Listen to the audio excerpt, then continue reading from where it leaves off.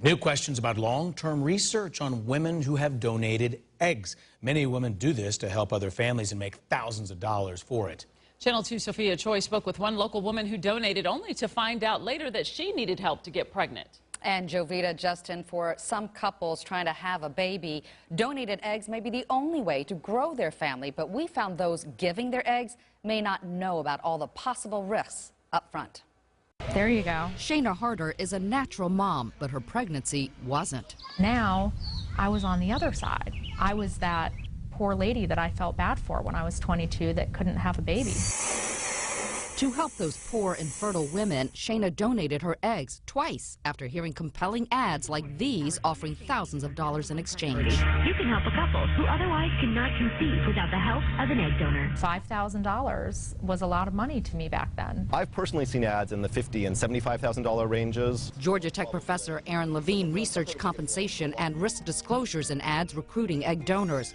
Both are self-regulated by the American Society for Reproductive Medicine. If a benefit is mentioned in an ad, they say risks like potential side effects must also be disclosed. We looked at whether or not these risks were really being disclosed in the advertisement, and by and large they weren't. In a 2014 study that looked at more than 400 recruitment ads, Levine found only 16% of them mentioned risks.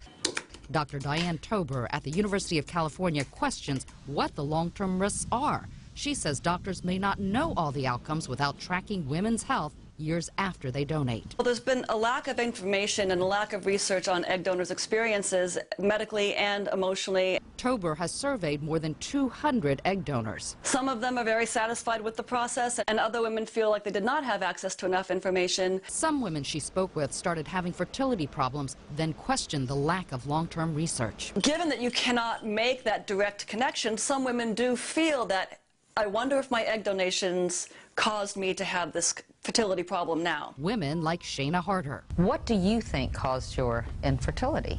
I don't want to say that I know for sure it was the egg donation, but I can't say that it wasn't either.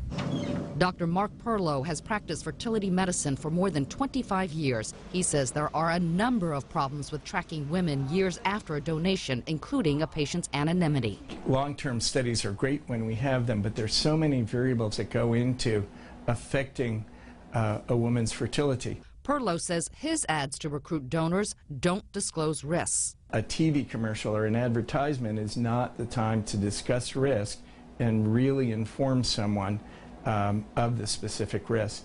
Instead, he says women get known risks like drug side effects during the intense selection process. Perlow says they choose only 1 or 2 out of every 100 who apply. We want to make sure that this is the right thing for the woman who's going through it. I do feel like I made a difference to somebody, but now I wouldn't recommend to my friend or my daughter.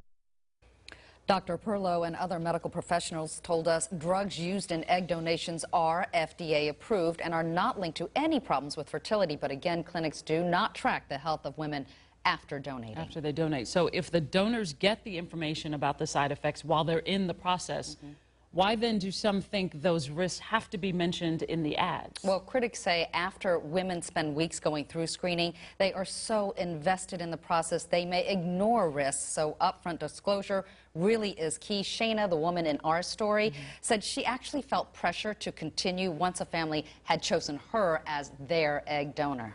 Oh, that is interesting. Yeah. Sophia, thank you. And